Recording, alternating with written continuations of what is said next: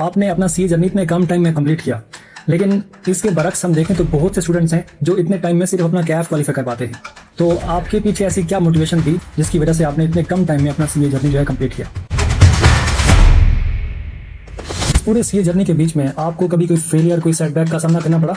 अगर हाँ, तो आपने उसको फिर किस तरह से हैंडल किया? अच्छा, मेरा एक पेपर फेल हुआ था, वो भी 6 नंबर से। तो क्या आप 24 घंटों में से 20 घंटे पढ़ा करते थे? जो भी मेरी रूटीन थी, वो मुझे याद नहीं अब घंटा होता था या 2 घंटे, वट एवर इट इज, मैं उस वक्त जो है वो एएफसी के अंदर भी ऐसे करता था। फिर भी आप देख लो कि मैंने कितना ढाई महीने के अंदर क्वालिफाई कर लिया, सिर्फ ये कि रोज का रोज पढ़ा। ये आप पर सब्जेक्ट की बात करें या टोटल स्टडी जो है, सेल्फ स्टडी, उसकी बात करें? किस चीज़ की? Sorry, come again. अगले 10-15 सालों के बाद क्या स्कोप रहेगा सीए और एससीए के प्रोफेशन का आपके नजर? आपको पता है कि काफ़ी सारी कंट्रीज, काफ़ी सारी कंपनीज जो है वो रिक्वायर करती हैं कि आपके पास कम अज़ कम ग्रेजुएशन की डिग्री होनी चाहिए। और सीए के बाद भी इवन आपको पता है कि सीए एमकॉम का इक्विवेलेंट है। एमकॉम इक्विवेलेंसी होने के बावजूद भी हमें डिग्री की रिक्वायरमेंट जो है उसको फुलफिल करना पड़ता है, तभी हम बाहर मूव कर सकते हैं। सीए वर्सेस एससीए कौन सा जो है बेहतर है ग्लोबल मोबिलिटी को कंसीडर करते हुए? कौन सा प्रेफर किया जाना चाहिए? मोबिलिटी को तो ऑब्वियसली एसीसी बेहतर है, बीइंग द रीजन कि वो 130 कंट्रीज में एसीसी का इंस्टीट्यूट है। जब आपने खुद कहा कि ग्लोबल मोबिलिटी की बात की जाए तो एससीए ज्यादा वर्थ इट है एज कंपेयर टू सीए, तो फिर आपने लाइक सीए क्यों चूज किया? जब आपको पता है कि ग्लोबल मोबिलिटी एससीए की ज्यादा है, तो फिर आपने एससीए को प्रेफर क्यों नहीं किया? Have you ever been in a relationship? और अपने पूरे सीए जर्नी के बीच do you have a girlfriend? नहीं, सीए जर्नी में अल्लाह माफ करे ऐसा।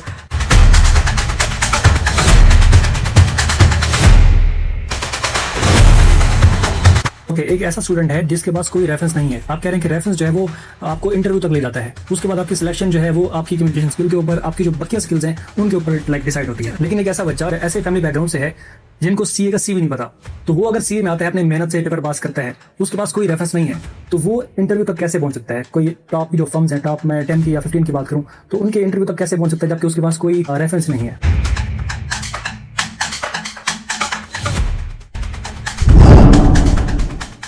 Thank you so much, Hasan bhai, for joining us. It's literally an honor for me to have you in this interview. Thank you so much for inviting. First of all apologies, हम 2 हफ्ते से plan कर रहे हैं इसे बार बार, और शायद मेरी तरफ से ही है जो, बिकॉज मैं काफ़ी सारी चीज़ों में एंगेज हूँ, तो डिले आ रहा है, उसके लिए माजरत पहले एडवांस में। It's okay brother. पहले मैं आपके सीए जर्नी के हवाले से पूछना चाहूंगा कि किस चीज़ ने आपको इंस्पायर किया सीए स्टार्ट करने के लिए? आपको कितना ड्यूरेशन लगा और कब से आपने स्टार्ट किया और कितने टाइम में इसको कंप्लीट किया? अच्छा, बिस्मिल्लाहिर्रहमानिर्रहीम। मैंने सीए स्टार्ट किया था, टू बी वेरी प्रिसाइज, जो मेरी रजिस्ट्रेशन डेट थी वो थी 14 अक्टूबर 2017, और इंस्पिरेशन कुछ भी नहीं थी। I always wanted to be a chemist या फिर आलिम दीन बनना चाहता था, because I was more into those things, religion और हिस्ट्री और बुक्स वगैरह, तो पढ़ाकू बच्चा था मैं। लेकिन ये था कि मेरे फादर के एक स्टूडेंट हैं, अभी लाहौर के अंदर, काफ़ी माशाल्लाह वो एक चार्टर्ड अकाउंटेंट है, प्रैक्टिसिंग चार्टर्ड अकाउंटेंट है। तो उनको देख के तो मेरे अब्बू ने कहा जी कि मैंने अपने बेटे को जो है वो सीए करवाना है, तो ये बस उसकी बेसिस बनी थी। तो ये एक और चीज़ भी थी, वो ये थी कि अफोर्डेबिलिटी का इशू था मेरे। हम चूँकि 3 भाई हैं, हम तीनों की एज में थोड़ा इतना ज़्यादा फ़र्क नहीं है, तो हम तीनों इकट्ठे पढ़ रहे थे। बड़ा भाई यूनिवर्सिटी पढ़ रहा था, मैं भी फिर ज़ाहिर है कॉलेज कॉलेज से फ़ारिग हुआ तो यूनिवर्सिटी का था, और छोटा भी स्कूल से फ़ारिग होके कॉलेज में था। तो उस वक़्त अब्बा जी के पास पैसे नहीं थे कि मेरी यूनिवर्सिटी की फ़ीस जमा करवा सकें, तो वो चाहते थे कि मुझे कोई किसी सस्ता सा कोई डिप्लोमा करवा दें या कोई इस तरह का सेटअप करवा दे, तो ये उनको एक आप कह लें कि ऑप्शन लगा जिसमें खर्चा कम था और पढ़ाई भी मुश्किल थी, तो उन्होंने कहा कि भाई हो जाएगा, तो ये इंस्पिरेशन बनी। और आई क्वालिफाइड ऑन 21st नहीं 19th ऑफ जुलाई 2022। तो आप देख लीजिए, टोटल तकरीबन 4.5 से पौने 5 साल बनते हैं जिससे मैंने सीए किए। तो आपने अपना सीए जर्नी इतने कम टाइम में कंप्लीट किया, लेकिन इसके बरक्स हम देखें तो बहुत से स्टूडेंट्स हैं जो इतने टाइम में सिर्फ अपना कैफ क्वालिफाई कर पाते हैं। तो आपके पीछे ऐसी क्या मोटिवेशन थी जिसकी वजह से आपने इतने कम टाइम में अपना सीए जर्नी जो है कंप्लीट किया? ठीक है। अच्छा, पहली चीज़ ये थी कि जैसे मैंने आपको बताया कि एक शायद जो प्राइमरी रीज़न लगती है, मैं ज़्यादा इस पे बात नहीं करता इतना ज़्यादा, बट आप अगर पूछें तो ऑनेस्टली ये था कि एक फाइनेंशियल इश्यूज़ थे, वो जो हालात की तंगी मैंने देखी, या अपने अपने घर में देखी, या बाकी जो अल्लाह ने उस वक़्त जो हालात थे, तो सबसे बड़ा ना वो एक मुझे ड्रॉबैक था कि यार मैंने फ़ेल नहीं करना। बहुत ज़्यादा प्रेशर था मुझ पे कि मैंने फ़ेल नहीं करना और जल्द से जल्द पास करना है। बिकॉज़ उस वक़्त ये होता था कि आप जब जाते हैं उसमें आर्टिकल्स में, तो आपकी स्टाइपेंड शुरू हो जाते हैं। तो मुझे बस ये लालच थी कि यार मैं सीए इंटर जल्दी से करूँ, तो मेरा स्टाइपेंड जो है वो स्टार्ट हो जाए। सो वो एक एक उस वक़्त तो एक छोटा शॉर्ट टर्म गोल वो था। बट ये कि मतलब मुझे लगता था कि यानी जल मतलब ये जो बाकी लोग हैं वो आते हैं इधर गधों की तरह पूरा दिन, कभी एक जिस तरह हमारे यहाँ होता है कि वो एक भेड़ चाल है कि सुबह जाए बंदा गधों की तरह उधर, सुबह जाए किताबों में सर डाले, दिन को उठे दोस्तों के साथ निकल जाए, अब शाम को फिर थोड़ा आवारागर्दी करके घर आ जाए। तो मैं उस चीज से थोड़ा सा ना वो अपने आप को मैंने साइड पे रखा और फिर ये अल्लाह ने किया तो हो गया। बाकी अल्लाह की तरफ से होता है कि सारे मामला, किसी का जल्दी हो जाता है, किसी का लेट होता है, तो ये है। तो इस पूरे सीए जर्नी के बीच में आपको कभी कोई फेलियर, कोई सेटबैक का सामना करना पड़ा? अगर हाँ, तो आपने उसको फिर किस तरह से हैंडल किया? अच्छा, मेरा एक पेपर फेल हुआ था, वो भी 6 नंबर से। हुआ ये कि जब ये कोविड था, तो कोविड के अंदर आपको पता है कि एक अटेम्प्ट लेट हो गई थी। एक अटेम्प्ट स्किप हुई थी, मेरी वो अटेम्प्ट बनती थी। तो मेरा जो है वो जहाँ 1.5 साल बाद पेपर होते, वहाँ 2 साल बाद पेपर हुए। तो मैंने पहली अटेम्प्ट के सीफैप में ना 5 पेपर दिए। मैं अकेला उधर था स्टूडेंट, शायद पाकिस्तान में मैं अकेला था। मैं था, एक एक आध बंदा और था। तो मैंने 5 पेपर जो है वो उस वक़्त दिए। तो एक तो मैंने सेल्फ स्टडी की थी, मतलब उस वक़्त भी फ़ीस का था मामला, तो मैं पे नहीं कर सका था फ़ी। मैंने सिर्फ़ 1 1 या 2 1 सब्जेक्ट की शायद क्लास ली थी, बाकी मैंने 4 जो है वो सेल्फ स्टडी पे किए थे। तो वो आई थिंक सो शायद सेल्फ स्टडी पे उतना अच्छे से मैं मैनेज नहीं कर पाया, और पेपर भी 5 थे इकट्ठे सीफैप के, तो मैं जो है वो पैनिक करके ड्यूरिंग द पेपर 6 नंबर से फेल हुआ। इसका मतलब ये है कि पेपर मेरा तकरीबन मतलब ज़्यादातर तो कर ही लिया था। थोड़ा-सा बस एक क्वेश्चन पे मैं थोड़ा पैनिक कर गया और वो मैंने हो गया। लेकिन उसका इम्पैक्ट ये हुआ कि जहाँ पे मेरी 5 पेपर के बाद आगे 3 पेपर होने थे, तो बीएफडी मेरा फेल हुआ, तो मेरी अटेम्प्ट एमएसए टू लॉक हो गया। तो फिर 3 पेपर मैंने दोबारा दिए और फिर 1 पेपर मैंने आखिर में दिया। उससे मेरी जो क्वालिफ़िकेशन है वो 4 साल के बजाय जो है वो साढ़े 4 साल पे चली गई। तो फेलियर का ये सेटबैक होना भी चाहिए इंसान के साथ, बहुत कुछ सिखाता है ये, आपकी नर्व्स का कंट्रोल सिखाता है। मैंने अभी रिसेंटली एक और इसी तरह इंटरनेशनल एग्जाम पास किया है, और वो शायद सीए के लेवल का ही था डिफिकल्टी के अंदर या नॉलेज वाइज। तो उसके अंदर भी अगर मुझे पर्सनली लगता है कि अगर मेरे वो सेटबैक मेरे पास ना आता, तो मैं शायद अपने आप को अपने नर्व्स को इतना स्ट्रांग ना बना पाता। तो ये है, बाकी ये है कि अटेम्प्ट लगती है इंसान की, हो जाता है, कोई मसला नहीं है, कम बैक करना चाहिए। और जब अगला पेपर, मुझे याद है कि जब मैंने दोबारा बीएफडी का ही पेपर दिया, तो शायद आधा घंटा पहले मैंने पूरा पेपर कर लिया था। सही हो गया। नेक्स्ट क्वेश्चन ये है कि आपने अपने आर्टिकल्स कहाँ से किए, कौन सी फर्म से किए, और इस पूरे सीए जर्नी में कौन सा फेज था जो कि सबसे टफ था आपके लिए? अच्छा, मैंने आर्टिकल्स जो है वो भी एक ये थोड़ा-सा था अजीब-सा मामला कि मेरी अटेम्प्ट जो है वो कोविड वाली 2019 की जो है ना वो 2019 के स्टार्ट पे मैंने क्वालीफाई किया था मार्च में। तो उसमें ये हुआ कि उस वक़्त एकदम से 2018 के आखिर पे गवर्नमेंट चेंज हुई। तो आपको शायद याद है या नहीं है, उस वक़्त मुल्क के हालात एकदम बहुत बहुत नीचे चले गए थे, महँगाई बहुत हो गई थी, इकॉनमी बहुत डाउन हो गई थी। तो मैं चूँकि इस्लामाबाद बेस्ड था, तो इस्लामाबाद के अंदर उस वक़्त 3 फर्म्स थी जो हायरिंग कर रही थी। 4 थी बल्कि, बिग 4 बस उस वक़्त होती थी, डेलॉयट वाज़ देयर। सो पीडब्ल्यूसी में ये इशू था कि पीडब्ल्यूसी इस्लामाबाद ने कहा था कि आपके एटलीस्ट 10 पेपर पास हो जब आप जो है वो आप अप्लाई करो। तो उस वक्त मेरे 9 पास थे, मैंने आखिरी अटेम्प्ट में 4 पेपर पास किए। सो पीडब्ल्यूसी ने तो मैंने अप्लाई किया, बट जब मैं डॉक्यूमेंट्स वेरीफाई करवाने गया, तो उन्होंने मुझे गेट से ही भगा दिया कि भाई आपके तो क्राइटेरिया ही पूरा नहीं, आप चले जाओ। फिर केपीएमजी ने हायरिंग नहीं की थी ये सारे चक्कर में, ईवाई ने भी हायरिंग नहीं की थी, और डिलॉयट भी एग्जिट ले रही थी, वो उसका आखिरी साल था, तो डिलॉयट ने भी हायरिंग नहीं की थी। तो मेरी इंडक्शन हुई नहीं। फिर मेरे जानने वाले थे एक लाहौर में, उनको मैंने कहा हुआ था कि सर मेरा इस तरह से मसला यहाँ पे चल रहा है। मैंने उसके अलावा यहाँ पे सारी फर्म्स में टॉप 15 के अंदर अप्लाई किया था। 2-3 फर्म्स में मैं गया और उन्होंने मुझे बुलाया। जब उन्होंने मेरी सीवी देखी या मुझसे बात की, तो उन्होंने कहा कि भाई आप ओवर क्वालिफाइड हैं, आप यहाँ पे नहीं हैं, आप अपना करियर बिग 4 में परस्यू करें। सो वो उधर से भी नहीं हुआ। तो फिर मैंने उनसे बात की कि तो व्हाट हैपेंड फॉर्च्यूनेटली इस तरह से हुआ कि उस वक़्त केपीएमजी लाहौर के पास एक असाइनमेंट आ गई जैज़ इस्लामाबाद की, और असाइनमेंट की नेचर इस तरह की थी कि वहाँ पे फुल टाइम उनको बंदे चाहिए थे। तो उन्होंने 2018 के आखिर में वहाँ पे 4 या 5 लोग भेजे। तो वो लाहौर बेस्ड थे, वो लोग आते थे, वहाँ उनके गेस्ट हाउस के खर्चे, खाने के खर्चे, वो बहुत केपीएमजी को वो असाइनमेंट फ़ायदे से ज़्यादा नुकसान में चल रही थी। तो दे वांट कि कोई लाहौर का बंदा हो, कोई इस्लामाबाद का बंदा हो, जो कि इस्लामाबाद बेस्ड हो और वहाँ पे हमारे ऑफ़िस के लिए, लाहौर ऑफ़िस के लिए इस्लामाबाद में काम करे। तो मेरी यहाँ से फिर जिन बच्चों की इंडक्शन नहीं हुई थी केपीएमजी इस्लामाबाद से, यहाँ से उनकी लिस्ट उधर गई। तो वहाँ पर मेरा नाम भी था, फिर उन्होंने बच्चों को बुलाया, मुझे भी बुला लिया। तो हमारे एक ही दिन के अंदर इंटरव्यूज़ हुए, चेक किया उन्होंने, तो अल्लाह का शुक्र है मुझे सेलेक्ट कर लिया फिर। मेरे प्रॉपर 4 इंटरव्यूज़ हुए जिस तरह होते हैं बाकी सब लोगों के 4 इंटरव्यूज़ हुए। 4 इंटरव्यूज़ के बाद मुझे जो है वो कॉल आई, एंड देन जो है वो मेरे आर्टिकल्स केपीएमजी लाहौर में हो गए। मेरे आर्टिकल्स का भी आप कह लो कि यूनिक आर्टिकल्स थे, बीइंग द रीज़न कि मेरे आर्टिकल्स जो है वो बीपीओ में थे। बीपीओ में नॉर्मल उस वक़्त आर्टिकल्स नहीं होते थे। बीपीओ तो कोविड के बाद आना शुरू हुआ है ना, ये बिज़नेस प्रोसेस आउटसोर्सिंग। कोविड से पहले सिर्फ लोकल बीपीओ था, और वो भी जो एडवाइजरी का सेक्टर होता है वो देखता था। हमारे पास टेक्स में ये पहली असाइनमेंट थी केपीएमजी लाहौर के पास। तो मुझे वहाँ पे बुला लिया उन्होंने। देन जो हुआ कि उसमें डिफरेंट किस्म का एक्सपोज़र था। एक तो क्लाइंट, एक तो जैसे मल्टीनेशनल कंपनी व्योन ऑन करता है, तो सारा कल्चर जो है वो मल्टीनेशनल था। मैंने वहाँ पे इंडस्ट्री में काम किया 2.5 साल, ढाई 3 ढाई पौने 3 साल। तो उसके अंदर जो है वो काफ़ी चीज़ें सीखी, इंडस्ट्री का सारा कल्चर सीखा। आप समझ लो कि एक होती है ऑडिट साइड, एक होती है क्लाइंट साइड। तो मैंने क्लाइंट साइड पे रह के काम किया, बुक कीपिंग सीखी, अकाउंट्स बनाना सीखे, और हर साल 3 साल मैंने ऑडिट भी करवाया अपने अकाउंट्स का। तो मैंने वो सारा एक्सपोजर जो है वो वहां से लिया। देन हुआ ये कि चूंकि मैंने क्वालिफाई मेरा होने वाला, लाइक मैंने 2 अटेम्प्ट्स में 7 पेपर पास कर लिए। टैक्स में ऐसा नहीं होता उस वक्त, अब तो ट्रेंड बढ़ गया, तो सब लोग क्वालिफाई कर रहे हैं। बट जब मैंने क्वालिफाई किया था उस वक्त ये हमारे पूरे डिपार्टमेंट में पहले बंदा था जिसने कोई एक पेपर में, एक अटेम्प्ट में 5 पेपर दिए, या टैक्स में स्पेशली, या फिर जो है वो इतने ज्यादा वो 2 अटेम्प्ट में 7 पेपर पास किए। So I got a call from KPMG Lahore, जो मेरे इस वक्त पार्टनर है, उस वक्त सीनियर मैनेजर होते थे। तो उन्होंने मुझे कॉल की, वो मेरे रिपोर्टिंग मैनेजर थे। तो उन्होंने मुझे अप्रिशिएट किया और फिर मुझे कहा कि अगर तुमने बेटा, अगर तुमने मूव करना है तो हम तुम्हें लाहौर में आर्टिकल्स भी करवाएंगे, और जो है वो आपको जॉब भी इधर देंगे। सो हालांकि जब मेरे आर्टिकल स्टार्ट हुए तो मुझसे जो इस वक्त एग्जिस्टिंग काउंसिल मेंबर है हमारे जिशान साहब, वो मेरे पार्टनर थे। उन्होंने कहा कि बेटा हमारे लिए मुश्किल हो जाएगा कि हम आपको जैज से हटाएं, तो अगर आपने इधर आना है तो आपको 3.5 साल वहाँ ही गुजारने हैं। लेकिन अल्लाह ने किया है, तो वो मेरे आर्टिकल्स के खत्म होने से पहले ही जो है वो 6-7 महीने पहले मुझे लाहौर बुला लिया उन्होंने। फिर मेरे वहाँ पे उन्होंने आर्टिकल्स भी मतलब पूरे हुए और वहाँ पे जॉब भी हो गई। तो मेरे पूरे आर्टिकल जो है वो थ्रू आउट टैक्स के अंदर है। मेरे पास सारे टैक्सेस का एक्सपोजर है, अल्लाह का शुक्र है। पाकिस्तान के अंदर जितने टैक्सेस हैं, इनकम टैक्स है, सेल्स टैक्स है, पर्सनल इनकम टैक्स है, उसके अलावा आपका जो क्या बोलते हैं कस्टम्स ड्यूटी है, इंटरनेशनल टैक्सेशन है, ट्रांसफर प्राइसिंग है। पाकिस्तान में रहकर मैंने 2022 में सेकॉन्डमेंट्स की थी, तो मेरे पास ओमान के टैक्स का नॉलेज है, कतर के टैक्स का नॉलेज है, सऊदी के टैक्स का नॉलेज है।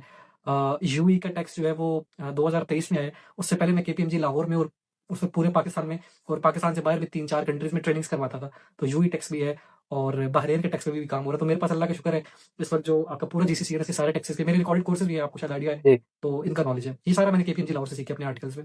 नेक्स्ट क्वेश्चन मेरा यही है कि कितने नंबर ऑफ आवर्स जो हैं आप दिन में स्टडी किया करते थे, क्योंकि बहुत से स्टूडेंट्स हैं उनके लिए 3 सब्जेक्ट ही मतलब इनफ होते हैं, वो 3 सब्जेक्ट्स को ही प्रॉपरली टाइम नहीं दे पाते 12 घंटे 16 घंटे देने के बावजूद भी। तो क्या आप 24 घंटों में से 20 घंटे पढ़ा करते थे? अब प्लीज इस वाले से बताइएगा।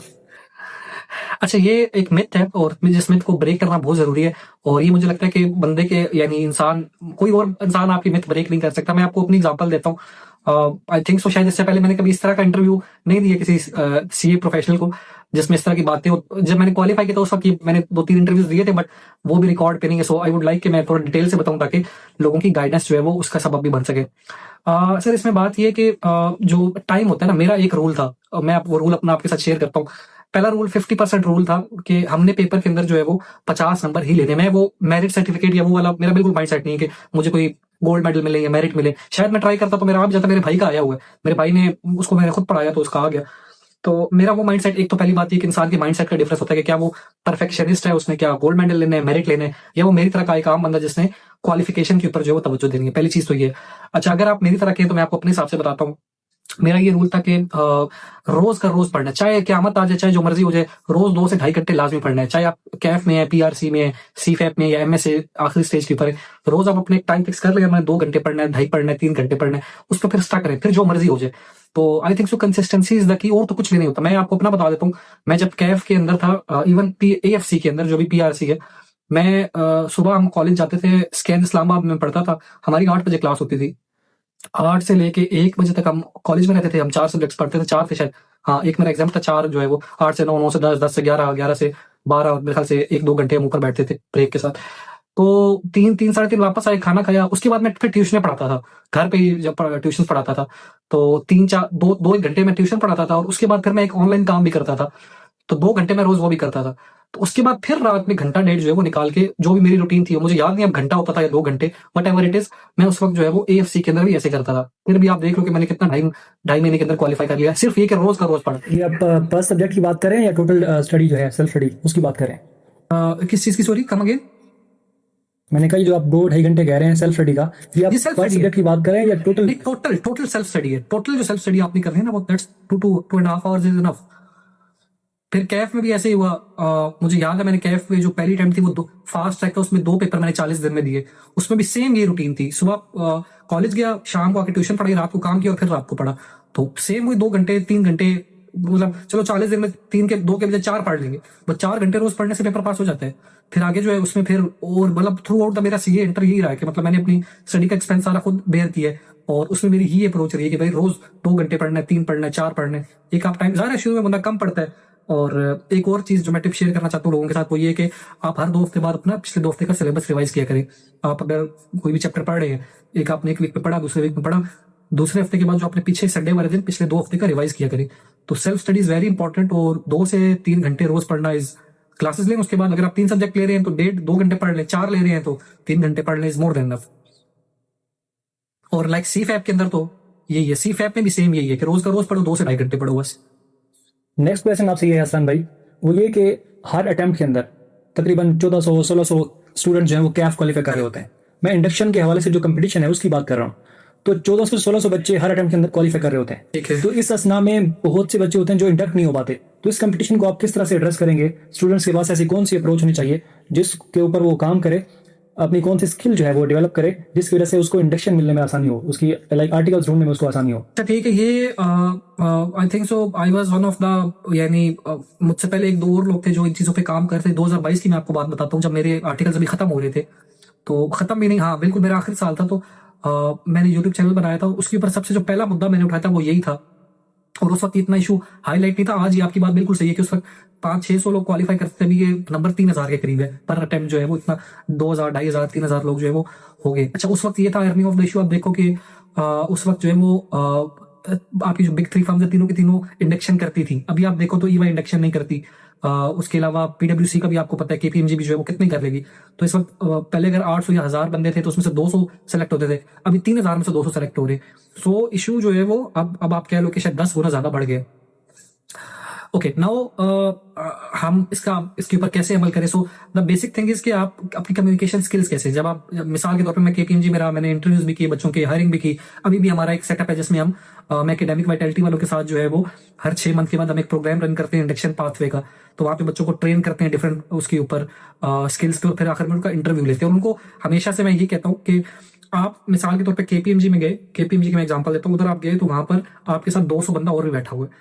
अब अ, अब जो आपका रेफरेंस होता है ना, रेफरेंस जिस तरह रेफरेंस की मिथ है वो मैं हम बात कर लेते हैं उस पर। रेफरेंस का ये होता है कि कोई बंदा आया, अब मिसाल के तौर पे मेरा कजन है, भाई है, दोस्त है, रिश्तेदार है, मैंने एचआर से बात करके ना उसका इंटरव्यू एटलीस्ट सेटअप करवा दिया। रेफरेंस सिर्फ यहाँ तक काम आता है। Okay once it is there, आप चले गए मैनेजर के पास।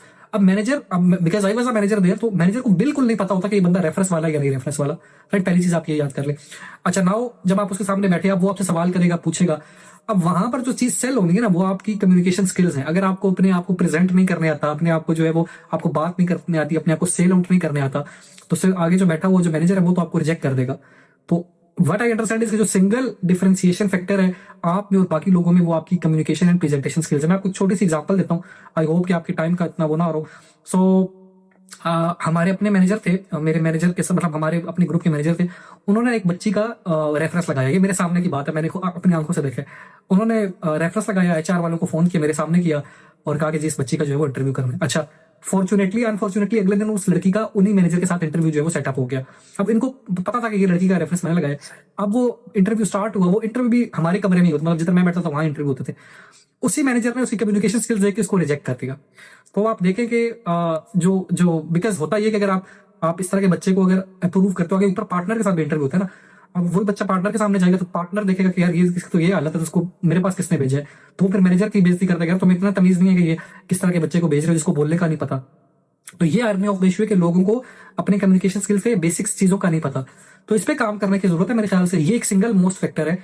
इसके अलावा फिर अगर अब आप फिर आगे चल दो, उसमें देखो कि अगर आप 200 में से चलो 50 वाले इसका कम्युनिकेशन स्किल्स भी अच्छा है, तो उस 50 में से आप फिर कैसे ऊपर आओगे? फिर आपकी स्किल्स पे बात आती है। अब आप बिल्कुल टैक्स में अप्लाई कर रहे हो, तो आपके पास जितना ज्यादा आप जितना टैक्स के अंदर आपका लाइक आपका स्किल डेवलप होगा। जैसे अब मिसाल के तौर पर मुझे जीसीसी टैक्स आता है, अब मुझे पता है कि यार ये जो फर्म है बिल्फर्स केपीएमजी, इसके पास सऊदी की स्कॉलमेंट्स है या कतर की स्कॉलमेंट्स है, तो मेरे पास अगर जीसीसी टैक्स का नॉलेज है तो मुझे शायद वो प्रेफरेंस देंगे। अगर मैं एडवाइजरी में अप्लाई कर रहा हूँ और मुझे फाइनेंशियल मॉडलिंग आती है, पहले ही पता है, जो फर्म को मुझे सिखानी नहीं पड़ेगी, तो मेरे पास एक एडिशनल स्किल है जो कि मैं वहां पे इंप्लीमेंट कर सकता हूँ। लाइक इस तरह के स्किल्स पर बिल्ट ऑन होते हैं, बट ये सेकेंडरी है। प्राइमरी स्किल जो है आपका कम्युनिकेशन स्किल्स है। तो व्हाट आई अंडरस्टैंड इज के सीए प्रोफेशनल्स को कम्युनिकेशन स्किल्स के ऊपर काम करना चाहिए। और हमने being the CA education training committee, जो भी नई स्कीम आई है इसमें जो हमारा फोकस था वो ये था कि जो आपका कम्युनिकेशन स्किल्स है इसको थोड़ा बेहतर किया जाए। अभी जो आपने रिसेंट अपडेट देखी है कि जो वो जो पीपी है उसको खत्म करके तो वो ब्रिटिश काउंसिल से टेस्टिंग, उस सब के पीछे यही सारी जो है वो बातें हैं, ये बैकग्राउंड है उसका। ओके एक ऐसा स्टूडेंट है जिसके पास कोई रेफरेंस नहीं है, आप कह रहे हैं कि रेफरेंस जो है वो आपको इंटरव्यू तक ले जाता है, उसके बाद आपकी सिलेक्शन जो है वो आपकी कम्युनिकेशन स्किल के ऊपर, आपकी जो बकिया स्किल्स हैं उनके ऊपर लाइक डिसाइड होती है। रेफरेंस भी लेकिन एक ऐसा बच्चा जो जी जी आप प्लीज कंटिन्यू करें सवाल, फिर बताता हूँ। लेकिन एक ऐसा बच्चा जो किसी ऐसे फैमिली बैकग्राउंड से है जिनको सीए का सी भी नहीं पता, तो वो अगर सीए में आता है, अपने मेहनत से पेपर पास करता है, उसके पास कोई रेफरेंस नहीं है, तो वो इंटरव्यू तक कैसे पहुंच सकता है? कोई टॉप की जो फर्म्स हैं, टॉप मैं 10 की या 15 की बात करूं, तो उनके इंटरव्यू तक कैसे पहुंच सकता है जबकि उसके पास कोई रेफरेंस नहीं है? मेरा छोटा भाई है, उसका मेरिट सर्टिफिकेट था एएफसी के अंदर, एक मेरिट सर्टिफिकेट था उसकी। इंडक्शन उसने अप्लाई किया फर्गूसन के अंदर, और वहां पे जो है उसने गया। अब पीडब्ल्यूसी के अंदर ना मेरे बहुत सारे दोस्त हैं, आप अल्लाह की कसम उठवा लें, मैंने किसी को भी फोन नहीं किया और मैंने कहा कि भाई तुम मेरिट पर जो है वो जाओ वहां पे। वो गया, मेरिट सर्टिफिकेट होल्डर, 1.5 साल के अंदर सी एंटर किया हुआ, और उससे पहले जो है वो उसके कम्युनिकेशन स्किल्स अच्छे नहीं थे। अच्छा, बाकी क्राइटेरिया उसका सेम, गया पार्टनर इंटरव्यू से रिजेक्ट हो गया। मैंने पूछा क्या हुआ है, तो फीडबैक मैंने दोस्तों से लिया उधर के, उन्होंने कहा जिसके कम्युनिकेशन स्किल्स का मसला है। तो अब आप देखें कि अगर रेफरेंस होता तो रेफरेंस में यही हो जाता ना, वो उधर जो मैनेजर थे वो मेरे दोस्त थे, बैचमेट थे, उन्होंने रिगार्ड नहीं किया। और लोग रिगार्ड नहीं करते, मैंने जैसे आपको बताया कि अगर आपके कम्युनिकेशन स्किल्स पुअर हैं, आप अपनी चीज को नहीं प्रेजेंट कर पाते, तो पार्टनर मैनेजर जब उसको अप्रूव करना, तो पार्टनर के साथ जो है वो जाके उसका इशू होता है। सो सबसे पहले रेफरेंस को आप समझेंगे, रेफरेंस की जो मिथ है वो कैसे हुई है। अभी last year I met with the जो केपीएमजी के मैनेजिंग पार्टनर अदनान रजी, सब कराची में बैठते हैं, वो यहाँ पे मस्कत में थे, हमने उन्हें होस्ट किया था। तो उनसे भी मैंने यही बात की, तो दे टोल्ड कि अब उन्होंने अपना जो सिस्टम है वो रेफरेंस बेस से हटा के टेस्ट के ऊपर लगे, एंट्री टेस्ट पास करो तो तुम जो है वो सेलेक्ट होगे। चाहे गरीब का बच्चा है, चाहे अमीर का बच्चा है, चाहे रेफरेंस वाला, चाहे रेफरेंस वाला नहीं है, टेस्ट दोगे तो आओगे। उसके बाद शॉर्ट लिस्टिंग और सारी चीजें, पहली चीज ये। अब ऐसा बच्चा जिसको सीए का सी नहीं पता, जैसे मैं हूं, मैं भी एक ऐसे बैकग्राउंड से, एक गांव देहात से हूं आया, मुझे भी नहीं पता था। So what I did is के शुरू में बहुत मुश्किल होता है, बहुत ज्यादा मुश्किल होता है कि अपने आप को थोड़ा सा वो करना, लोगों से मिलना मिलाना, नेटवर्किंग करना। एक तो इसकी थोड़ा सा आपको खुद मेहनत करनी पड़ेगी, उसके बाद जो है वो आपको स्टेज के ऊपर जाके थोड़ा सीखना पड़ेगा। इसके लिए सबसे बेहतर जो प्लेटफॉर्म है वो आई कैप का टोस्ट मास्टर क्लब है। आप जिस भी सिटी से हैं, जहां से भी आप उसको एक्सेस करें, चाहे रिमोटली करें चाहे फिजिकली जाके करें, वहां जाकर आप अपने कम्युनिकेशन स्किल्स को इंप्रूव कर सकते हैं। इसके अलावा कोई हैक नहीं है, कोई भी हैक नहीं है। मैं आपको अपने 7-8 साल के तजर्बे की और हजारों लोगों से मिलने और स्टूडेंट्स को गाइड और ये वो करने की बात बता रहा हूँ कि कोई हैक नहीं है कम्युनिकेशन स्किल्स का। सिंगल हैक ये कि आपने जाके जो है वो मेहनत करनी है। और आप शुरू में तो बंदे का, मैं आपको एग्जांपल दे सकता हूँ। आप अगर मेरी मेरी पहली स्पीच जो मैंने आई कैप में की थी, वो भी इस वक्त मेरे यूट्यूब चैनल पे पड़ी हुई है, अगर आप वो देखें स्पीच, तो उसमें मेरी टांगे जो है वो काम पर रही है। मैं 1 मिनट से भी कम जो है वो स्पीच करके तो रोने वाली मेरी शक्ल, और मैं आ गया हूँ। और आज अल्लाह का शुक्र है, सैकड़ों हजारों लोगों के सामने भी खड़े होके वो 3-4 साल हुए, तो वो टांगे नहीं कांपती। सो आपको पहला स्टेप जो है वो लेना है। चाहे मतलब मुझे पता है ना, बिकॉज मैं एक हम्बल बैकग्राउंड से हूँ और मुझे पता है कि मेंटेलिटी क्या होती है हम जैसे लोगों की, लोअर मिडिल क्लास के लोगों की। तो इसलिए मैं ये अपना एक्सपीरियंस शेयर कर रहा हूँ कि मेहनत आपको करनी, अपने लिए खुद इनिशिएटिव लेना पड़ेगा। सही हो गया। ओके मेरा नेक्स्ट क्वेश्चन है आपसे, ठीक है। कि firm versus industry, what should we prefer? अच्छा, इंडस्ट्री फर्म को हमेशा प्रेफरेंस देनी चाहिए, बिकॉज आपको जो इनिशियल कैरियर है ना, पहले 6-7-8 साल का, वो फर्म में हो तो ज्यादा बेहतर होता है। बीइंग द रीजन के आपको जो शुरू में धक्के लगते हैं, उसके अलावा जो आप डाइवर्स चीजों को सीखते हो, तो वो आपकी जो मेंटल ग्रोथ है वो बहुत ज्यादा होती है एज कम्पेयर टू समवन जो कि इंडस्ट्री में बैठे। इंडस्ट्री में बच्चे जो आर्टिकल्स करते हैं, मैंने उनके साथ काम भी किया हुआ है। मैं खुद भी, मैंने आपको बताया कि पहले 2-3 साल इंडस्ट्री में, बट वो चूंकि फर्म का माहौल था तो इतना वो ज्यादा इश्यूज नहीं हुए। बट मुझे फील वाकई होता था जब मैं 3 साल बाद, 2.5-3 साल बाद जब इंडस्ट्री से सेकंडमेंट से वापस गया अपनी फर्म में, तो मुझे लगता था कि जो मेरे जूनियर्स हैं वो मुझसे बहुत आगे हैं in terms of communication with बाहर लोगों से बात करने में, नेटवर्किंग करने में, काम निकलवाने के अंदर, छोटे जो जूनियर्स हैं उनके साथ बात करने में। तो वो आपको फर्म के अंदर बहुत सारी चीजें समझ आती हैं, जो कि मुझे शायद आज भी वो मसले मसाइल होते हैं। मुझे आई कैन लाइक, मैं अभी भी वो एडमिट करता हूँ कि अगर मैंने पहले 2-3 साल फर्म में लगाए होते, वो पी ज्यादा काटी होती, तो शायद मुझे अभी वो मसले मसाइल फेस ना करने पड़ रहे होते जो आप फर्म में सीख सकते हैं। तो मेरा अपना मशवरा ये है कि फर्म को प्रायोरिटी दें। फर्म नहीं हो रही कहीं भी, छोटी फर्म में, जो भी कोई बहुत ही छोटी है, 3rd क्लास फर्म है, तो उसमें ना जाए जिसका माहौल अच्छा नहीं है, या जहाँ आपके कुछ इंटरनेशनल एफिलिएशन नहीं है, QCR रेटेड नहीं है, वो नहीं है, तो फिर आप जो है वो उसके बाद अगर वो उस तरह की फर्म नहीं है, तो देन आप फिर इंडस्ट्री के अंदर जाएं, सेकंड प्रेफरेंस दें। और तीसरी प्रेफरेंस जो है वो आपके पास जो भी एक नया इनिशिएटिव शुरू होने वाला है फॉरेन आर्टिकल्स का, उसमें जाएं। सही हो गया। अच्छा, बाहर जाने के लिए लाइक काफी ज्यादा वीजा हर्डल्स हैं। आपको पता है कि काफी सारी कंट्रीज, काफी सारी कंपनीज जो है वो रिक्वायर करती हैं कि आपके पास कम अज कम ग्रेजुएशन की डिग्री होनी चाहिए। सीए के बाद भी, इवन आपको पता है कि सीए एमकॉम का इक्विवेलेंट है। एमकॉम इक्विवेलेंसी होने के बावजूद भी हमें डिग्री की रिक्वायरमेंट जो है उसको फुलफिल करना पड़ता है, तभी हम बाहर मूव कर सकते हैं। तो इस इश्यू को कैसे एड्रेस किया जाए? सर इसमें बहुत सारे इनिशिएटिव्स हैं। ये बड़ा जेन्युइन इशू है। मुझे अभी तकरीबन 2 महीने हुए, 1.5 महीना हुआ पाकिस्तान से आए, और तकरीबन 1.5 महीना हो गया कि मैं आई कैप में थोड़ा सा एक्टिव हूँ, बिकॉज इलेक्शन आ रहे हैं। काउंसिल मेंबर से मिल रहा हूँ जो एग्जिस्टिंग है, प्रेसिडेंट से लेके सारे नीचे एनआरसी के लोगों का तक, और उसके अलावा जो नए जितने इलेक्शन मेंबर्स हैं उन सबसे भी मैं तकरीबन सबसे मिल चुका हूँ। तो उन सब के साथ यही बात कर रहे हैं हम कि भाई आप अपने एजेंडा के अंदर इसको रखें या हमें कुछ बताएं कि इसके ऊपर क्या काम हो रहा है। बहरहाल ये तो एक पॉलिसी लेवल की चीज है। नीचे अब इसको हल कैसे करें? हल ऐसे करें कि आपके पास कुछ यूनिवर्सिटीज है पाकिस्तान के अंदर जो कि आपको जो है वो स्टार्ट से, जैसे आपका सीए स्टार्ट होता है उसके साथ ही आपको ग्रेजुएशन दे देती है। तो आपके पास 2 ऑप्शन है, या तो आप कैफ करने के बाद जो है वो 2 साल की एग्जामिशन लें और साथ अपना सीए फाइनल के जो आर्टिकल्स है वो पूरे करें, साथ तरल अपनी डिग्री करें। ये सबसे बेहतर ऑप्शन है मुझे लगता है।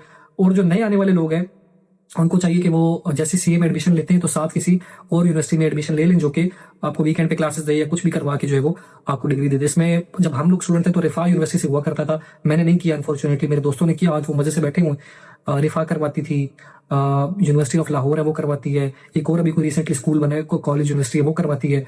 तो ये जो अभी एग्जिस्टिंग लोग हैं उनकी, अभी मैंने सुना है कि आपके वाइस प्रेसिडेंट से मैंने बात की थी, वो कह रहे थे कि एक कोई यूनिवर्सिटी कराची की साइड पे उनके साथ आके कोई ऑफिशियल एमओयू करने लगे। तो अगर वो सामने आ जाता है तो फिर इस तरह का जो भी कोई प्रोग्राम है ना उसमें आप एनरोल करवा ले अपने आप को।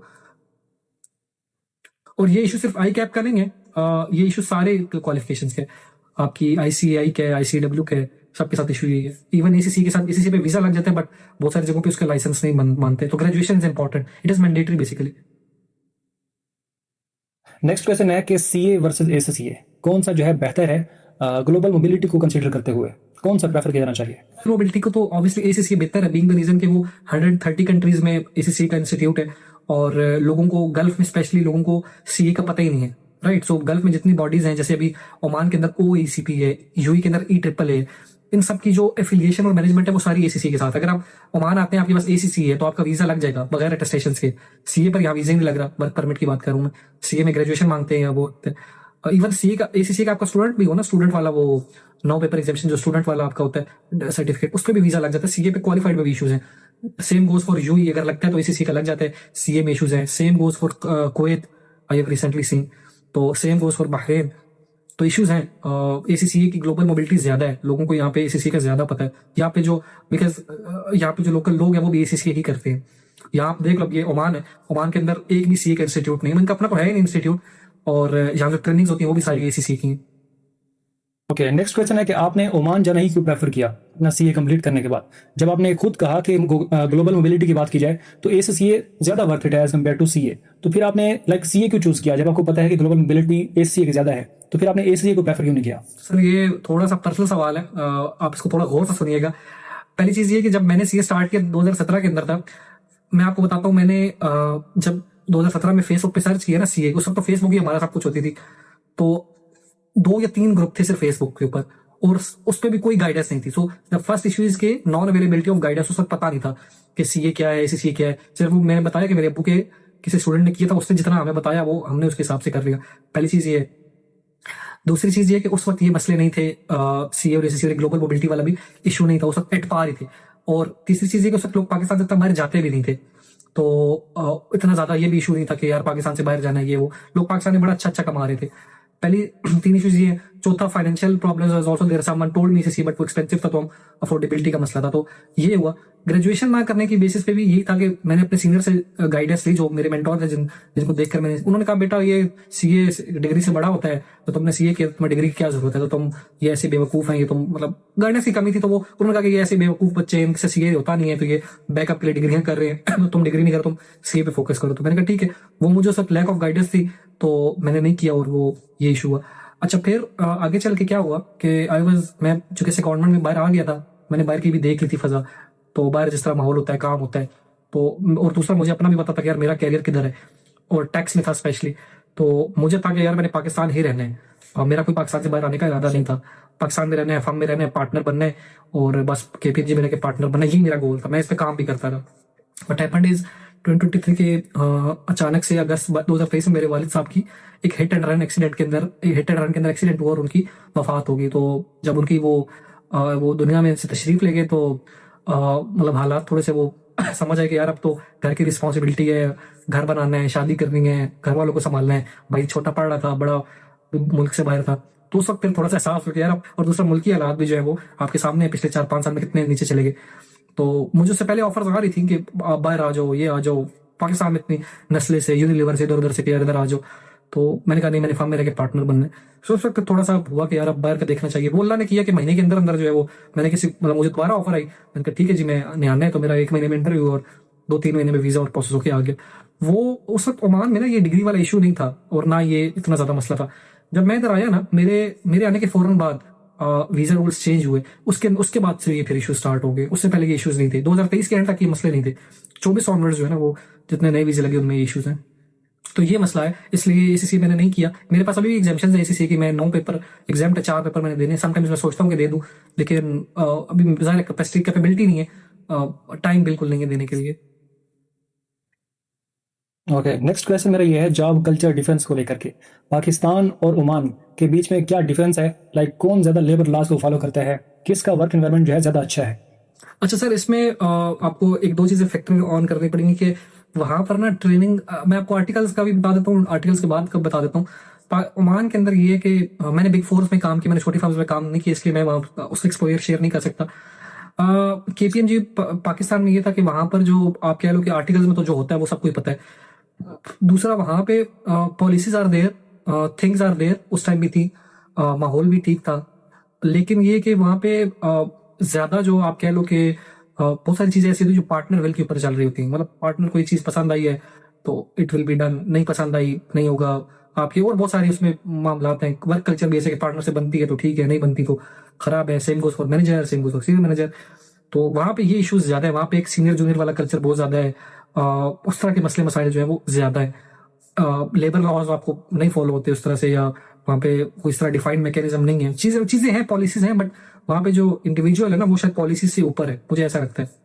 बाहर ऐसा है कि बाहर एक प्रॉपर फ्रेमवर्क बना हुआ है, हर चीज डिफाइंड है। यहाँ पर मल्टा डिफरेंट डिफरेंट नेशनलिटीज के लोग हैं, क्योंकि पाकिस्तान में तो एक जैसे लोग हैं ना, वो एक ही बैकग्राउंड से आए हुए हैं, सबको एक दूसरे का पता होता है। तो यहाँ पे एक मल्टी नेशनल कल्चर है। ओमान में चलो उतना ज्यादा नहीं है, बट मैंने दुबई में भी काम किया है, सऊदी में, तो वहां पे एक मल्टी नेशनल कल्चर है। इवन हमारे दुबई ऑफिस में 84 नेशनलिटीज है। तो अगर आप इंटर हो ऑफिस में, तो आपको यहाँ जापानी, चाइनीज, पूरा जो आपको साउथ एशिया, हर 84 नेशनलिटीज आपको ऑफिस में नजर आ रही होती हैं। सो वो कल्चर जो है वो डिफरेंट है। फिर ये कि हर चीज डिफाइंड है, पॉलिसी सारी डिफाइंड है। सैलरी का भी पता है कि यार ये से लेके ये ब्रैकेट है, सैलरी इसी के अंदर मिलेगी, चाहे वो जूनियर है सीनियर है, उसमें वो चक्कर नहीं कि पार्टनर से बनती है नहीं बनती। तो वो चीजें जो है वो यहाँ पे कम होती है। फिर यहाँ पे एक 365 फीडबैक की चीज है कि आपका फीडबैक जो है वो सिर्फ आपके मैनेजर से नहीं लिया जाता, बल्कि पूरी फर्म से लिया जाता है, 2 या 2 से ज्यादा लोगों से। तो 365 फीडबैक का यहाँ पे होता है। फिर और यहाँ पे उस हिसाब से काम, मतलब जॉब के हिसाब से यहाँ पे मुझे लगता है ज्यादा बेहतर है। Job security and everything else is different, but job की लाइफस्टाइल के हिसाब से यहाँ पे डिफरेंट है। यहाँ बेहतर है, मुझे बेहतर लगे। नेक्स्ट क्वेश्चन है, एक स्टूडेंट जो बार बार फेल हो रहा है एक पर्टिकुलर सब्जेक्ट को लेकर के, या एक पर्टिकुलर लेवल में, किसी पर्टिकुलर लेवल के ऊपर वो बार बार मतलब फेलियर का सामना करना पड़ रहा है उसको, तो आपके नजदीक what is the right time to quit CA? और अगर कोई क्विट करना चाहता है तो उसके पास क्या अल्टरनेटिव्स मौजूद है? अच्छा, ये मैं हमेशा कहता हूँ कि एटलीस्ट आप डिस्क्वालिफिकेशन तक तो खींच ले। फॉर एग्जांपल, एक बच्चा वो कैफे किसी सब्जेक्ट में फंसा हुआ है, the first issue with the student is कि उसका डायग्नोसिस नहीं हो पाता। वो कर रहा है, पढ़ रहा है, पेपर दे रहा है, उसको समझ ही नहीं आ रही कि मसला क्या है। पहली चीज है कि बिल्कुल शुरू से गाइडेंस लेना शुरू कर दो। किसी मेंटोर को पकड़ लो, मुझसे पूछ लो, किसी और कोई भी, 1000 लोग हैं, किसी से भी पूछ लो कि यार करना कैसे, जिसने किया हुआ है क्वालिफाई। पहली चीज तो ये है। दूसरी चीज ये कि ऐसे बंदे, ये भी मैं हमेशा बोलता हूँ कि ऐसे बंदे से पूछो जो ऑप्टिमिस्टिक हो। पैसिमिस्टिक लोगों से नहीं पूछना चाहिए कि जो खुद फेल हुए हैं, वो आपको गलत गाइड करते हैं या आपको और ही डराते हैं। तो किसी ऑप्टिमिस्टिक बंदे से पूछे, गाइडेंस बिल्कुल स्टार्ट से ले। और ये मैंने खुद देखा और फील किया और समझ, मतलब अपने एक्सपीरियंस से बता रहा हूँ कि mentorship is very important in are profession. Specially अगर आपको शुरू से गाइडेंस मिलती है तो आप आगे जाओगे, वरना आप अपना करियर भी और अपनी पढ़ाई भी और सब कुछ जो है वो खराब कर बैठोगे। अच्छा, पहली चीज ये। दूसरी चीज ये कि आप एटलीस्ट 2-3-4 अटेम्प्ट देकर देख लो। 2 साल लगाओ, अगर एक पेपर भी पास नहीं हो तो फिर क्विट कर दो। क्विट से मुराद ये कि कुछ और काम कर लोगे। आप 2 साल इस पे लगाए तो फिर आप 6 साल भी या 8 साल 10 साल भी आगे और क्वालिफाई हो तो कितनी एज का भी और सब चीजें देखनी पड़ती हैं। बेहतर अल्टरनेट आपके पास एसीसी है, सबसे अच्छा ऑप्शन है। अगर आप अफोर्ड कर सकते हैं तो एसीसी की तरफ चले जाए। ईजी भी है, हो भी जाता है, और ग्लोबल मोबिलिटी और वर्थ भी ज्यादा है।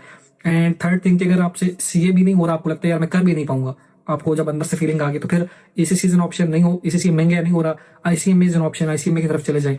और अगर वो भी नहीं करना तो फिर किसी यूनिवर्सिटी में एडमिशन लेके अपना बीएस कर लें। और अगर सही हो गया। आप एक्सप्लोर करना चाहते हैं बियॉन्ड अकाउंटिंग तो फिर एआई और उन चीज़ों की तरफ जाए। सही हो गया। अच्छा, जब मैं आपके हवाले से रिसर्च कर रहा था, आपके चैनल को देखा और बेसिकली जब इंटरव्यू हमारा शेड्यूल हो रहा था ना, तो मैंने पोस्ट भी लगाई, स्टोरी भी लगाई कि मैं जो है सीए अहमद असलान के साथ जो है एक इंटरव्यू, एक पॉडकास्ट में रिकॉर्ड करने जा रहा हूँ। तो काफ़ी सारे स्टूडेंट्स ने क्वेश्चन भेजे हैं आपके हवाले से। एक तो है कि व्हाट इज़ योर सैलरी अनुमान? अच्छा, सैलरी मैं एग्जैक्ट नहीं बता सकता ऑब्वियसली, ये वीडियो भी लोग देखेंगे और बहुत सारे इश्यूज होते हैं, बट इट इज 7 फिगर्स। मतलब आप सैलरी यहाँ पे सब की जितनी होती है इतना वो नहीं होता फर्क, ये कि कन्वर्ट करके पाकिस्तान में ज्यादा लगती है हमें, तो इधर के हिसाब से अच्छी सैलरी है और आपके लोग 1 मिलियन से ऊपर है।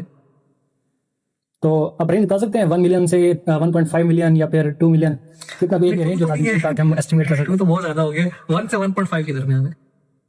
चले चले, नेक्स्ट क्वेश्चन है, वो भी किसी आपके सब्सक्राइबर ने पूछा है कि have you ever been in a relationship, और अपने पूरे सी जर्नी के भी do you have a girlfriend? नहीं, सीए जर्नी में अल्लाह माफ करे ऐसा। सो मेरी जो मुझे लगता है कि प्रोग्रेस की सबसे बड़ी वजह भी ये है कि मैं और मेरा हमसाया, हम दोनों ने इकट्ठा सीए शुरू किया। तो वो और मेरे बहुत सारे और दोस्त हैं, बट वो इन चक्करों में पड़ गए तो उनका नहीं हो पाया। तो मैं अल्लाह का शुक्र है फोकस रहा, मैंने इस तरह का अपना ध्यान कम अज कम इस चीज पे नहीं भटकाया। तो नहीं, इस तरह का कोई मामला नहीं था, सीए में नहीं था। सीए के बाद आई गॉट इनटू, मतलब मेरा निकाह तक भी मामला गया, फिर कुछ वजूहत की वजह से नहीं हो सका। देन रिसेंटली मेरी एंगेजमेंट हुई है, मेरी शादी बस अब जल्दी है इंशाल्लाह। कांग्रेचुलेशंस। और Thank you so much. Next question है कि आप सिर्फ एक सीए नहीं है बल्कि कंटेंट क्रिएटर भी हैं। अभी जिस वक्त हम ये इंटरव्यू रिकॉर्ड कर रहे हैं, आपके कोई 16,000 और 200 के करीब सब्सक्राइबर हैं यूट्यूब के ऊपर, और कुछ चंद हज़ार मेरे ख्याल इंस्टाग्राम के ऊपर भी हैं। फ्यूचर में इंशाल्लाह और ज़्यादा तरक्की आपको मिलेगी।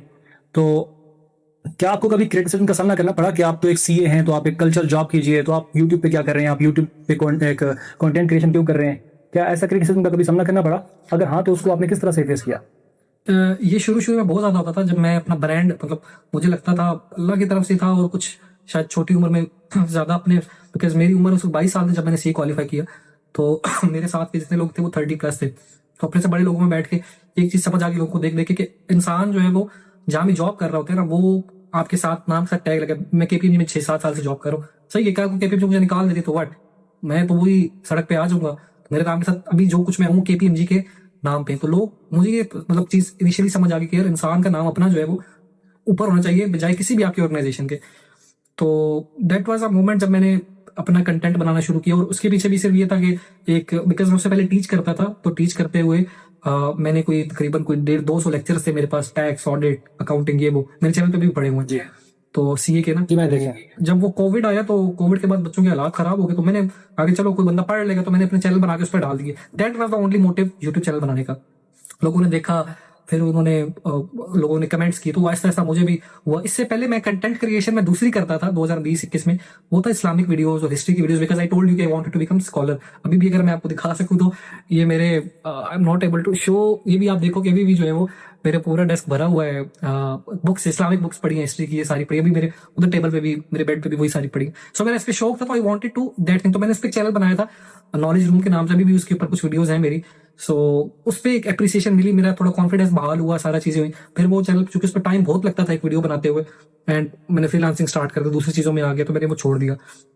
सो ये बेसिकली स्टार्ट था, फिर करते करते करते जो है वो हो गया। अच्छा, देन मैं फिर ट्रेनिंग्स में चला गया, मैंने फाइनेंशियल मॉडलिंग से स्टार्ट किया, क्विक बुक्स, फिर मैं पाकिस्तान में ट्रेनिंग्स करवाने शुरू हो गया। इस पे मुझे सेटबैक आया कि यार तुम जो है वो, तुम क्या अकाउंटेंट बने। अभी रिसेंटली भी वो लोग कंपेन्स करते, 40-50+ लोग जो है वो करते हैं। सो मेरे कोर्सेज के ऊपर सबसे पहले मुझे 2023 के अंदर ये आए चीज के, तुम तो ये अकाउंटेंट नहीं है, ये कोर्स सेलर है, ये लोगों को ये करता है, मिसगाइड करता है, ये अपने कोर्सेज बेचने में लगा रहता है। That was the first thing. फिर उसके बाद से फिर ये चीजें जैसे जैसे बंदा ग्रो करता है, बंदे का एक्सपोजर बढ़ता है, लोग भी ज्यादा, लोग जलने वाले भी होते हैं वो भी बढ़ते हैं। सो वो भी चीज होती रही। सो अभी बहुत रिसेंटली ना, एक शायद 2 दिन एक ग्रुप है फेसबुक पे, वहां पे 1 लाख से ऊपर सीए के स्टूडेंट्स हैं।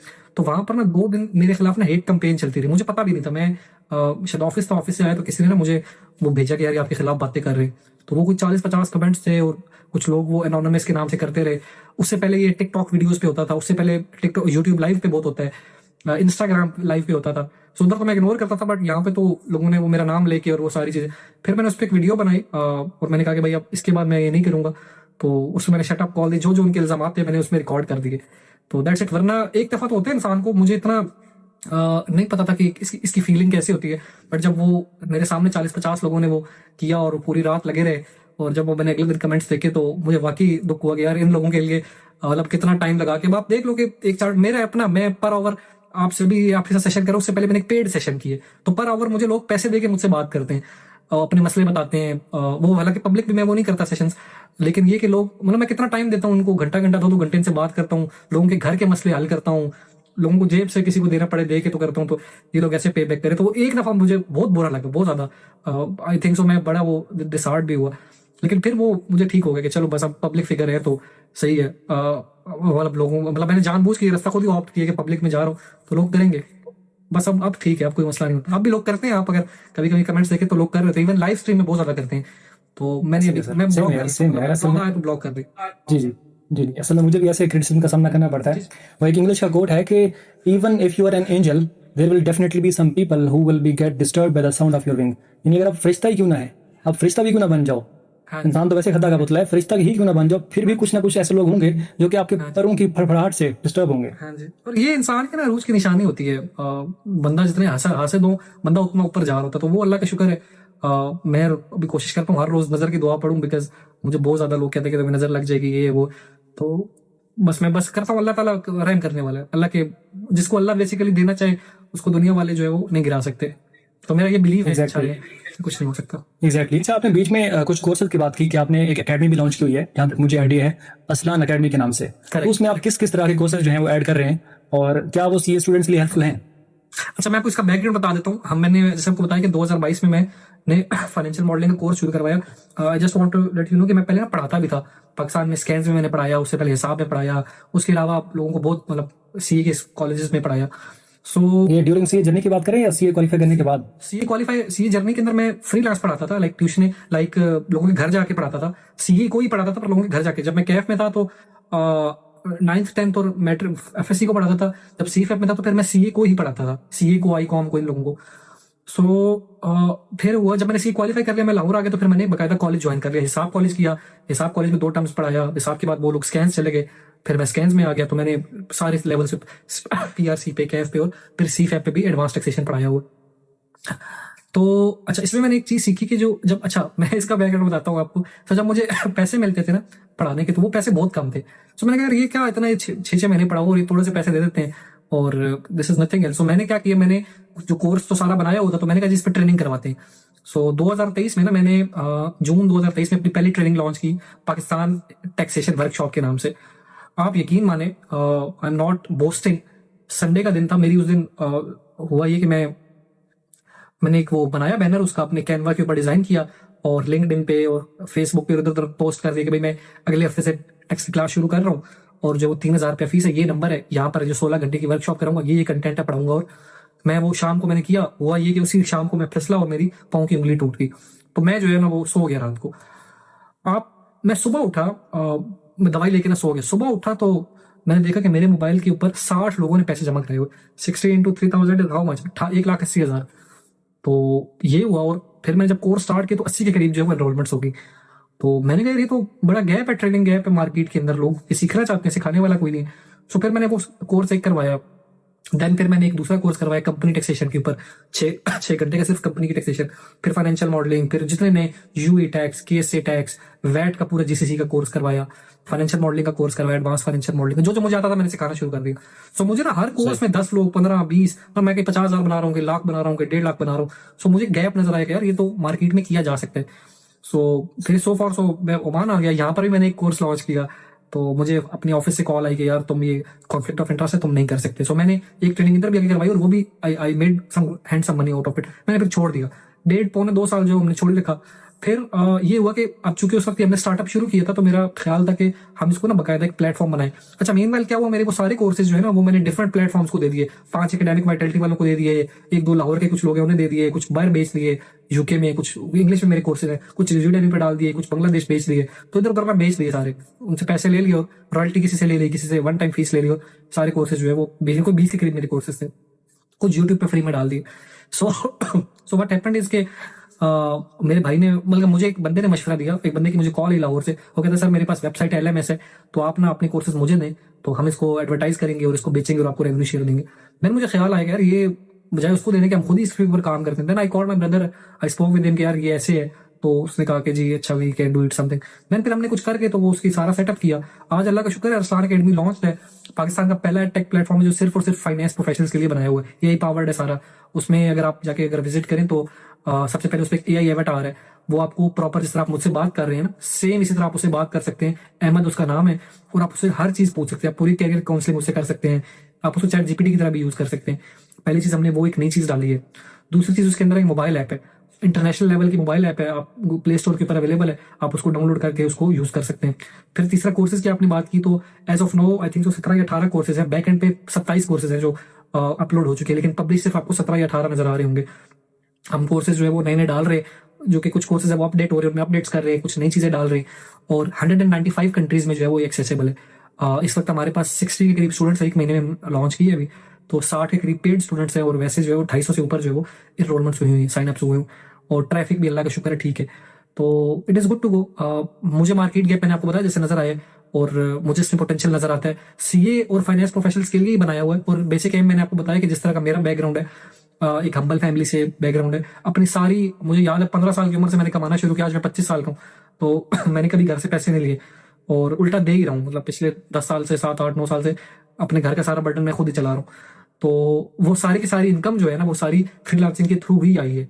तो अब मैं बस इस स्टेज पे पहुंच गया हूँ, मतलब अब मैं अल्लाह का शुक्र अच्छा कमाता हूँ। नाउ आई वांट के जो लोग हैं मुझसे एसोसिएटेड, वो अगर अपना कमाना चाहते हैं तो उनको ऐसा स्किल सिखाया जाए पाकिस्तान में बैठ के, कि अगर वो फ्रीलांसिंग करना चाहते हैं तो फ्रीलांसिंग करें, या अगर वो मुल्क से बाहर आना चाहते हैं तो मुल्क से बाहर आने के लिए जो नेसेसरी स्किल्स है, जैसे अब बिलफर्ज कोई बंदा यूई जाना चाहता है तो उसके लिए बेसिक नॉलेज उसको यूई का चाहिए, यूई के टैक्स का चाहिए, केस से जाना चाहता है तो केस के टैक्स का चाहिए, वैट का चाहिए, अकाउंटिंग की नॉलेज चाहिए, बुक कीपिंग की नॉलेज चाहिए, ये सारी चीजें चाहिए ना। तो हमने इस तरह के स्किल्ड बेस जो है वो कोर्सेज उसके ऊपर डाले हैं इंशाल्लाह, और ये सारे अकाउंटेंट और फाइनेंस प्रोफेशनल्स के लिए ही हैं, और बहुत बहुत कुछ इसके पीछे जो है वो और ऐसा चीजें आ रही है जो इंशाल्लाह आप देखेंगे तो आप हैरान रह जाएंगे कि पाकिस्तान में ये चीजें इस स्टैंडर्ड की जो वो मिलती हैं।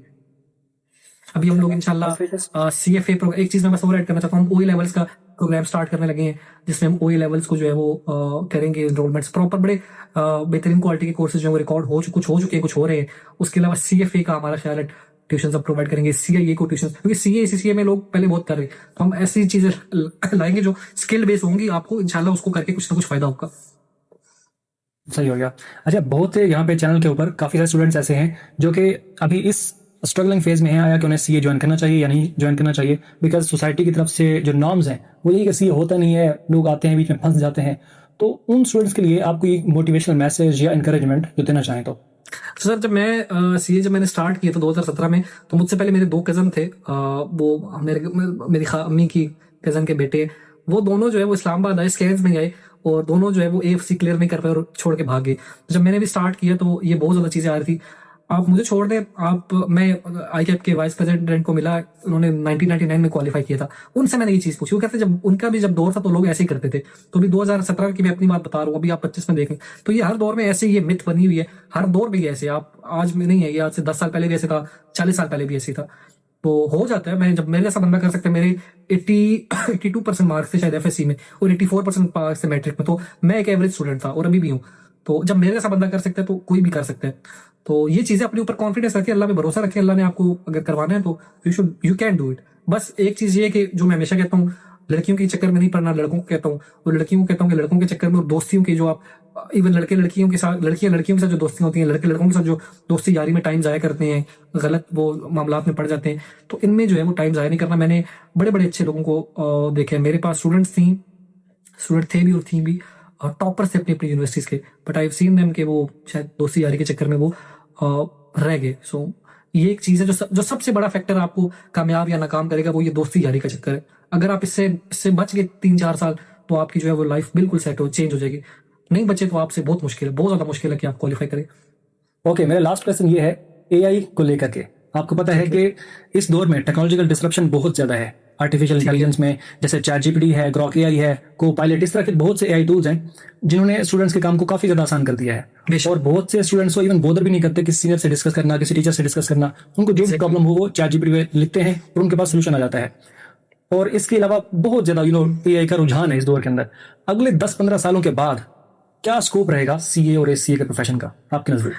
तो सर ये मैं हमेशा ये एग्जांपल देता हूँ, इसकी मिसाल अपना उबर और करीम की लें, उबर और टैक्सी के लें। सो बट हैपन इज कि जब उबर आई ना तो टैक्सी वालों का काम जो है वो क्या हुआ, उन लोगों का काम जो पुरानी टैक्सी चला रहे थे वो तो खत्म हो गया एक तरह से, और उन लोगों का काम जो जिनके पास गाड़ियां थी और उन्होंने अपने आप को एडजस्ट किया करीम की ऐप पे, उबर की ऐप पे, या वो लोग जो टैक्सी नहीं चला सकते थे उन लोगों का जो है वो रोजगार बन गया, राइट। तो आप इसको बस यही समझ लें, same goes for computer, same goes for आप पीछे जितना देख लो मोबाइल फोन्स और स्मार्टफोन्स और बटनों वाले मोबाइल, सब में ऐसे ही हुआ ना कि जो लोग थे जो पुराने वो से चलते रहे वो आउटडेट हो गए, निकलते गए, और जो लोग अडॉप्ट करते गए, जो चीजें जो कंपनीज अडेप्ट करती गई, जो प्रोफेशनल्स अडेप्ट करते गए, वो जो है वो अब भी वही दो है। ये हर दफा ऐसे होता है।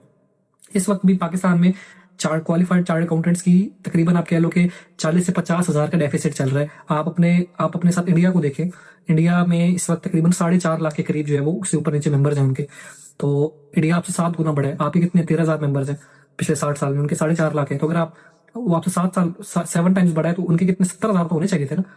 तो फिर भी उनका आपसे कितना बड़ा, कितने ज्यादा नंबर है। पहली चीज तो आप ये देखें।